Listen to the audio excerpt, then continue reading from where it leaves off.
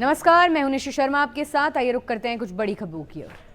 प्रधानमंत्री नरेंद्र मोदी अब global leader की भूमिका अदा करते दिख रहे हैं, क्योंकि आज प्रत्येक वैश्विक मंच पर उनकी बात को गंभीरता से लिया जा रहा है।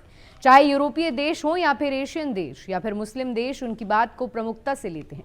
और शायद अब विश्व स्तर पर भी भारत को पीएम मोदी ग्लोबल पहचान दिला रहे हैं, जिसके चलते आज हर कोई देश भारत के प्रधानमंत्री नरेंद्र मोदी को उनके देश के सर्वोच्च सम्मान से नवाज रहा है।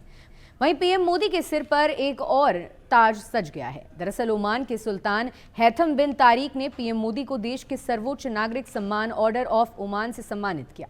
और यह सम्मान कितना प्रतिष्ठित है, इसका अंदाजा इसी बात से लगाया जा सकता है कि इससे पहले ब्रिटेन की महारानी एलिजाबेथ द्वितीय, नेल्सन मंडेला और जापान के सम्राट जैसी महान विभूतियां इससे नवाजी जा चुकी हैं। मस्कट के अल बराक पैलेस में दिया गया यह सम्मान न केवल पीएम मोदी के नेतृत्व को मान्यता देता है, बल्कि भारत और ओमान के बीच 70 साल पुराने रिश्तों की नई ऊंचाई को भी दर्शाता है। इसके साथ ही उन्हें अब तक 29 देशों के सर्वोच्च विदेशी नागरिक सम्मान मिल चुके हैं। ये सम्मान न केवल प्रधानमंत्री मोदी की व्यक्तिगत कूटनीति को दर्शाता है, बल्कि वैश्विक मंच पर भारत की बढ़ती ताकत और प्रभाव का भी संकेत है।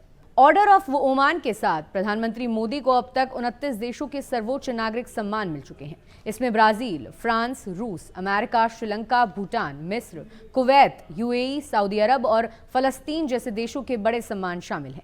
ये उपलब्धि किसी भी भारतीय प्रधानमंत्री के लिए दुर्लभ मानी जाती है। प्रधानमंत्री मोदी को मिले ये सम्मान भारत की मजबूत विदेश नीति और बढ़ती वैश्विक भूमिका को दिखाते हैं।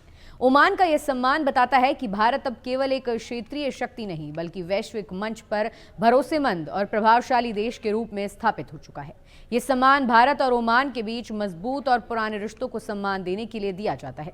ये दोनों देशों के बीच द्वीपक्षीय संबंध, जनसंपर्क और वैश्विक शांति में योगदान के लिए दिया जाता है। इस अवसर को इसलिए भी खास माना जा रहा है क्योंकि भारत और ओमान के कूटनीतिक संबंधों के 70 वर्ष पूरे हो चुके हैं। फिलहाल के लिए इतना ही। ऐसी तमाम ताज़ा खबरों के लिए आप जुड़े रहिए हमारे साथ।